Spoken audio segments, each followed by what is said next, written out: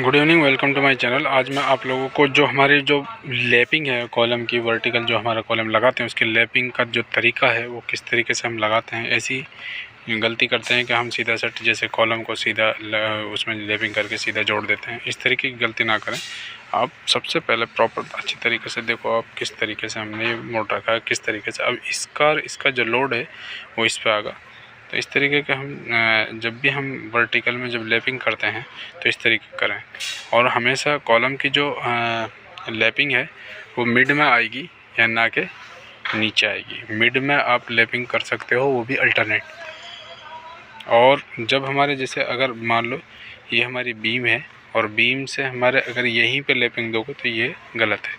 इसका मतलब जो लैपिंग है वो मिड में आएगी और कॉलम के जैसे बीम है उसके जंक्शन में कभी नहीं आएगी। उसके पास में कभी हमारी लैपिंग नहीं लगाना चाहिए। तो कॉलम की जैसे स्लैब है, स्लैब और जैसे 3 मीटर की हमारी स्लैब है, मान लो 3 मीटर की अगर हमारी स्लैब है तो 3 मीटर में आधा करके आधे जो मिड में जो हमारी लैपिंग आएगी वो इस तरीके की नहीं आएगी। वर्टिकल में जब भी आप लैपिंग लगाओगे इस तरीके की लगाओगे ताकि हमारा जो लोड है वो डायरेक्ट जो नीचे का जो हमारी सरिया आ रहा है तो उस पर ट्रांसफ़र हो लोड। तो इस तरीके से ये बेस्ट है। ये जो सरिया लगाया हमने ये वाला हमारा कॉलम की लैपिंग बिल्कुल राइट है। अदरवाइज़ अगर हम कॉलम की जो हम लैपिंग कर रहे हैं देखो इस तरीके की हम कभी लैपिंग ना करें। इस तरीके की कोई लैपिंग नहीं होगी। अगर इसको लगाना है अपने को लैपिंग करना है तो इस तरीके से हम लगाते हैं। ये देखो हमारा स्टील यार्ड है। जिस तरीके से हमारा जो सरिया कटता है, जहाँ हमें स्टील यार्ड बहुत ही ज़रूरी है क्योंकि स्टील यार्ड से हमारा जितना भी ये सरिया है वो उस तरीके से कट जाता है आसानी से, कहीं दिक्कत नहीं होती है। जो है और दूसरा एक बार बेंडिंग शेड्यूल अपने को आना चाहिए। बार बेंडिंग शेड्यूल नहीं आएगा तो इस तरीके की हमारी जो वेस्टेज है अब तो ये कम हो रही है। हमें बार बेंडिंग शेड्यूल अगर BBS नहीं बनाओगे तो इससे ज़्यादा वेस्टेज होगी क्योंकि BBS बना रखा उस हिसाब से कम वेस्ट होगी। तो वेस्टिंग ना होने के कारण उसको है ना जो BBS बनाना बहुत ही ज़रूरी है।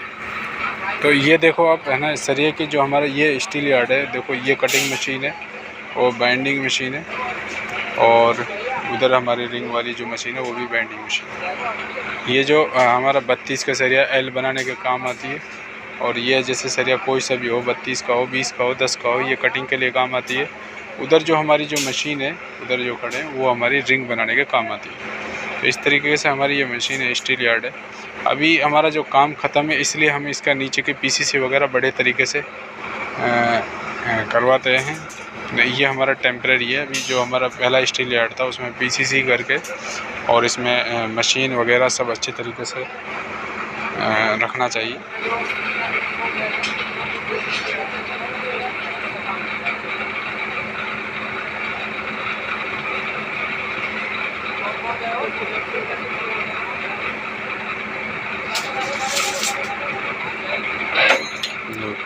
कितना आसानी से काट देता है सरिया को।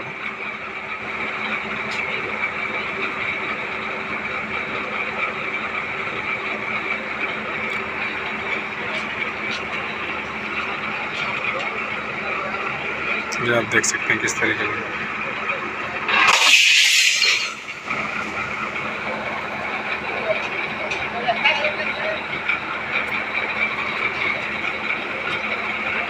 देखो उस मशीन को देखना इस तरीके से बेंड करती है जो हमें शेप चाहिए होती है, जैसे L की राइट।